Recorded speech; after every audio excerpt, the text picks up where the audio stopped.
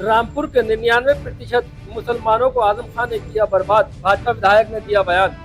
Samajwadi party और नेता आजम खान के बेटे अब्दुल्ला आजम खान के 2 अलग अलग जन्म प्रमाण पत्र के मामले में आजम खान को, उनकी पत्नी को और उनके बेटे अब्दुल्ला आजम खान को कोर्ट ने सुनाई सजा, 7 साल की सजा और 15-15 हजार का जुर्माना।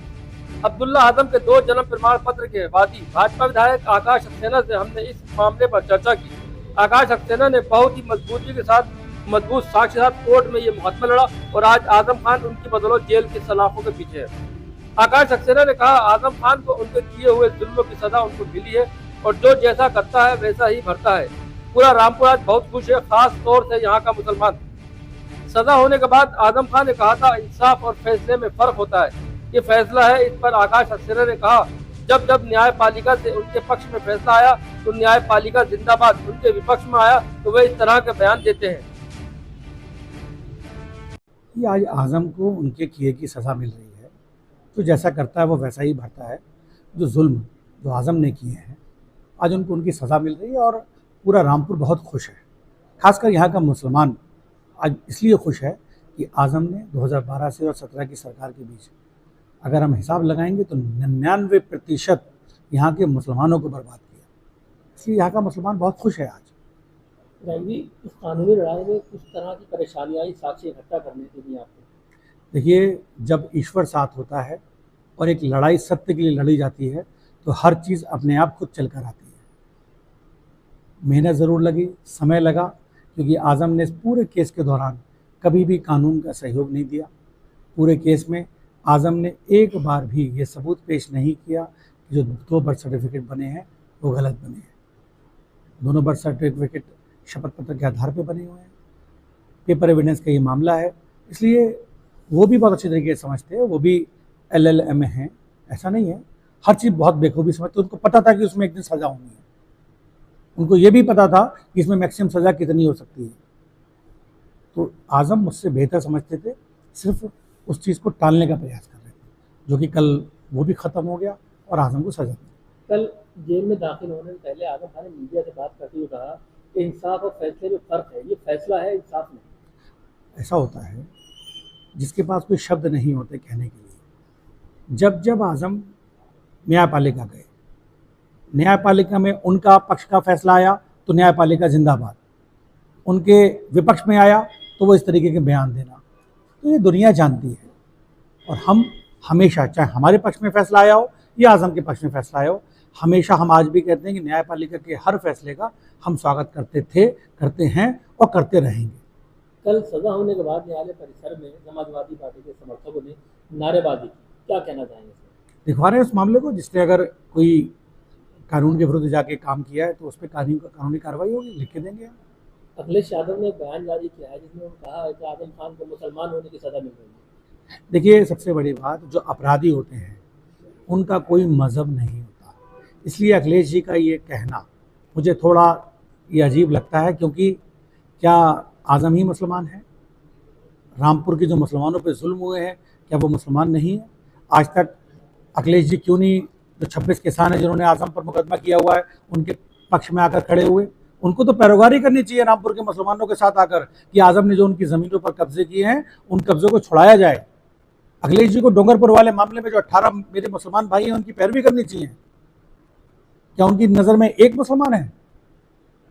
उनको ये समझने की ज़रूरत है कि रामपुर के मुसलमानों के साथ जो जुल्म हुए हैं उस जुल्म का कम से कम उनको भी उसका बदला लेना चाहिए।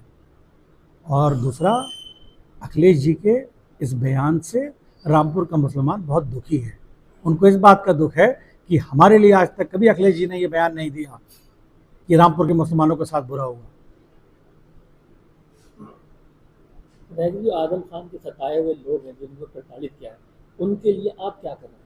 देखिए, कम से कम ये बड़ी अच्छी बात है कि आपने ये बात माना तो सही कि आजम के जो प्रताड़ित जो मुसलमान हैं, हम हर जो मुसलमान हो चाहे हिंदू हो, क्योंकि हम धर्म नहीं देखते मदद करने से पहले, हिंदू या मुसलमान हो, आजम ने जुल्म जिस पर किया है उसकी लड़ाई लड़ेंगे, उसकी जो ज़मीनें जो यूनिवर्सिटी के अंदर है उसको वापस दिलाएंगे और जो आजम ने कृत्य किया है उसको उसकी सज़ा दिलाएंगे। जुबैर में क्या कोर्ट का जो फैसला आया उसके लिए आप क्या तैयारी है क्या? देखिए, कल फैसला आया है बर्थ सर्टिफिकेट वाले केस पे और उसमें उनको कन्विक्शन किया गया है। अब हम लोग उस जजमेंट को पूरी ध्यान से पढ़ के और जो उसमें लॉ पॉइंट्स हैं, जो एरर है, एरर ऑफ फैक्ट्स और एरर ऑफ लॉ, उसको ध्यान में रखते हुए हम लोग उसमें क्रिमिनल अपील जो उनकी लीगल रेमेडी है वो अवेल करेंगे and will file appeal, criminal appeal. तो कल जो फैसला आया उसको लेके जो क्या था, तैयारी थी? देखिए, हमारा जो कहना था कि प्रोसिक्यूशन जो केस है वो अपने पैरों पे खड़ा होना चाहिए और बिना किसी शक और शुबे के जो है उनको साबित करना है, लेकिन प्रोसिक्यूशन अपने केस को साबित नहीं कर पाया। जो उसका पैमाना है, जो उसके इंग्रेडिएंट्स हैं, जो ऑफेंसेस एक आम आदमी की नज़र में ये कह देना कि ये फ़र्ज़ीवाड़ा हो रहा है, ये फ़र्ज़ी डॉक्यूमेंट है, वो एक अलग भाषा है, लेकिन कानून की भाषा अलग है। कानून में किसी भी डॉक्यूमेंट को फॉर्ज्ड कहने के लिए उसके अंदर पैमाने दे रखे हैं।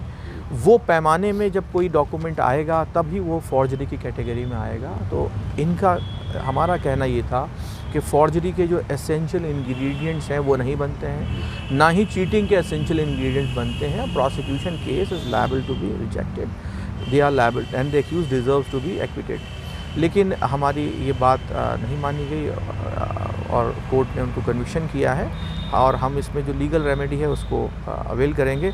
एक बहुत इम्पॉर्टेंट है कि इसमें हमारी तरफ से, बचाव पक्ष की तरफ से 19 विटनेसेस हमने प्रोड्यूस किए थे, जिसमें कि इलेक्ट्रॉनिक एविडेंस भी गई थी, वीडियो कैसेट्स हैं और जो एक्सपर्ट की एविडेंस भी हुई। प्रोसिक्यूशन का कहना ये है कि 30/9/90 में अब्दुल्ला आज़म खान जन्मे नहीं। हमारी तरफ से इलेक्ट्रॉनिक एविडेंस दी गई कि अब्दुल्ला आज़म खान अपने मामू की शादी में दिसंबर 1990 में उनकी शादी हुई थी, उस शादी में अपनी मदर की गोद में साफ़ नज़र आ रहे हैं, क्लोज़अप शॉट्स हैं, इवन उनकी फैमिली के लोग उनको अब्दुल्ला कह के पुकार रहे हैं और ये evidence supported by expert evidence. तो ये इलेक्ट्रॉनिक एविडेंस है। ये एविडेंस जो पहले इलेक्शन पिटीशन जो हुई थी उसमें वहाँ नहीं थी, ये फ्रेश एविडेंस थी।